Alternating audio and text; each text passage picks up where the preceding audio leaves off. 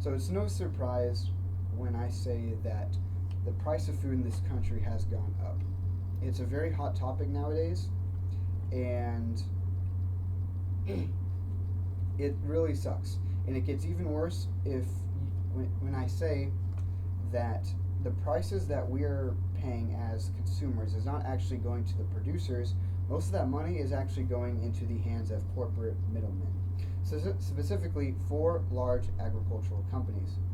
And they're doing this through consolidation. By consolidating, they're basically circumventing capitalism, and they're giving basically consumers not a lot of places to buy from and producers not places to sell to. Capitalism is a pretty simple concept to understand. I think as Aggies we have some idea of how that works, where multiple companies are competing with each other, and they're competing for attention and money, and you're doing this usually through like lower prices and or better product. You can't fulfill those requirements, you're probably not going to be in business very long. And it helps us as consumers because we have multiple things to buy from. And that's pretty much how it's worked forever, or that's how it should work.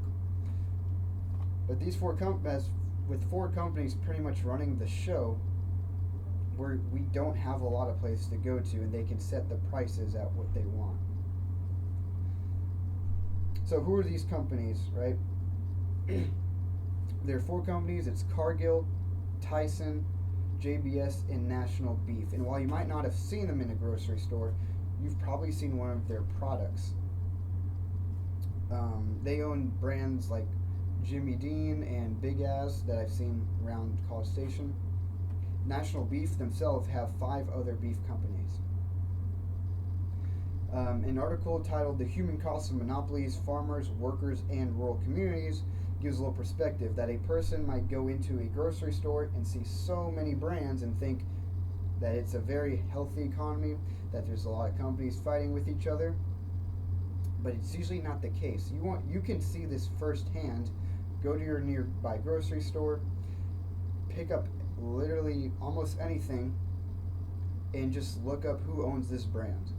Now, if you're at HEB and it's an HEB brand thing, that's not going to work. But if it's not that, your chances are it's going to be one of those big 4 companies. And it's not just it's not just me going to a grocery store that proves it. A ProPublica article looks at the market share of these companies, and it's clearly shown a huge increase. From 1988 to 2016, these 4 companies' market share in beef has gone up from 55% to 84%. Pork shares have gone up from 33% to 66%, and their share in chicken has gone up 34% to 50%. How exactly is that affecting our producers? Well, let's take chicken specifically, for example. In that same time period, 1988 to 2016, the wholesale price of chicken has gone up by 17.4 cents per pound. Now, the price being paid out to the farmer has only gone up 2.5% per pound. This is because as these companies get bigger, producers don't have very many options to sell to. And so these companies can just set the price, and they kind of have to live with it. They just have to live with it. There is no or, that's the thing. And is also affecting us as consumers. Taking a look at beef, an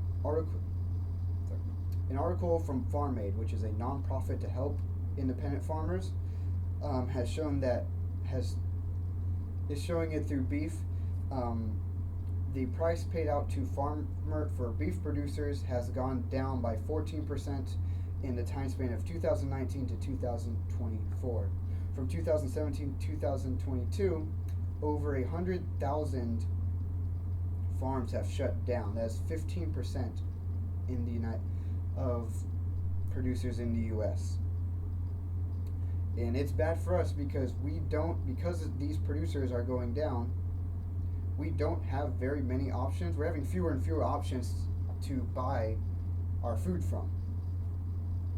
And the way they're doing this is very sneaky.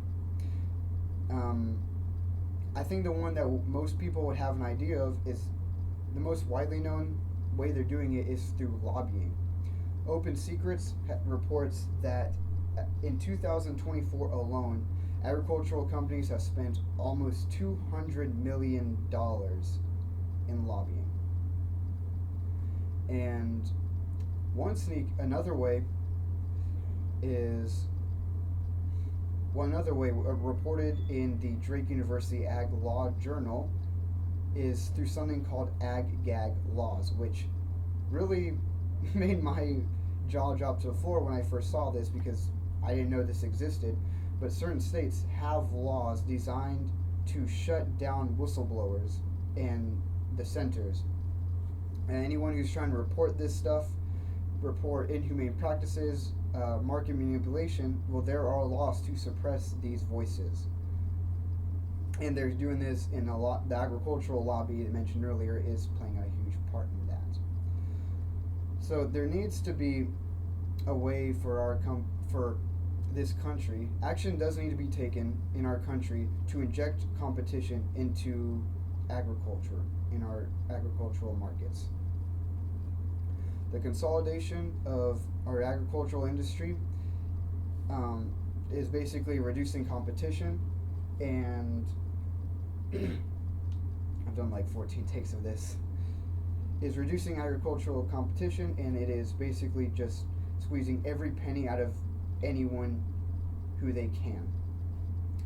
And because of that, Americans all over are losing money, and some are even losing their jobs because billion-dollar corporations are manipulating the market, as mentioned a million times earlier. I'm not here to argue whether, yeah.